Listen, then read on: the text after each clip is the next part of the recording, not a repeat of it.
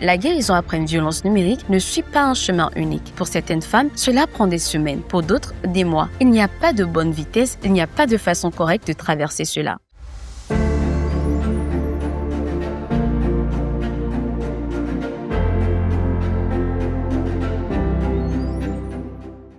Vous avez traversé quelque chose de difficile. Des mots qui blessent, des images partagées sans votre accord, une identité volée, une réputation attaquée. Un espace numérique qui est devenu, pendant un temps, un endroit de peur. Et maintenant, même si la situation s'est calmée, quelque chose a changé en vous. Vous hésitez avant de publier, vous vérifiez 2 fois avant d'ouvrir un message. Vous avez peut-être réduit votre présence en ligne ou vous y avez renoncé complètement. Ce que vous ressentez à un an, c'est le contre-coup d'une violence. Et il est aussi réel que la violence elle-même. La guérison après une violence numérique ne suit pas un chemin unique. Pour certaines femmes, cela prend des semaines, pour d'autres, des mois. Il n'y a pas de bonne vitesse, il n'y a pas de façon correcte de traverser cela. Ce qu'il y a, c'est des étapes, des ressources et des femmes qui sont passées par là avant vous et qui ont trouvé leur place, leur voix, leur confiance. Ce que disent celles qui s'en sont sorties. La première chose qui m'a aidée, c'est d'avoir quelqu'un qui m'a cru sans poser de questions. J'ai mis du temps à comprendre que ce qui m'était arrivé n'avait rien à voir avec ce que je valais. Reprendre le contrôle de mes comptes, changer mes mots de passe, supprimer des accès, ça m'a redonné un sentiment de puissance que je pensais avoir perdu pour toujours. Parler à une professionnelle m'a permis de mettre des mots sur ce que je vivais. Et mettre des mots, c'est déjà commencé à guérir. J'ai recommencé à publier progressivement, avec plus de conscience, avec plus de choix et finalement avec plus de liberté qu'avant. Si vous êtes dans une période de reconstruction, voici ce qui peut vous aider. Reprenez le contrôle technique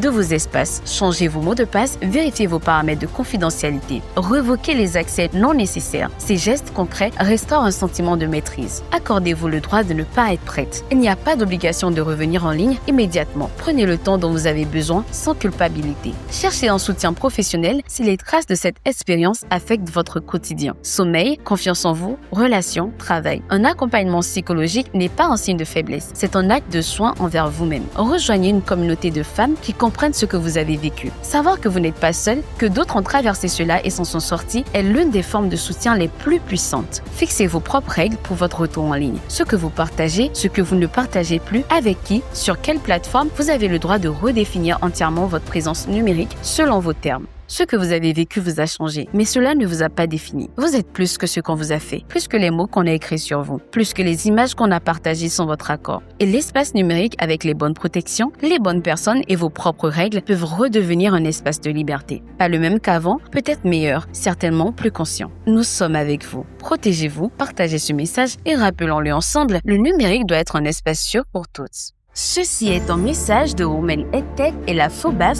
avec l'appui technique et financier de l'Association des blogueurs pour une citoyenneté active et le soutien de ses partenaires, notamment la Fondation de l'innovation pour la démocratie, Inades Formation et Macom.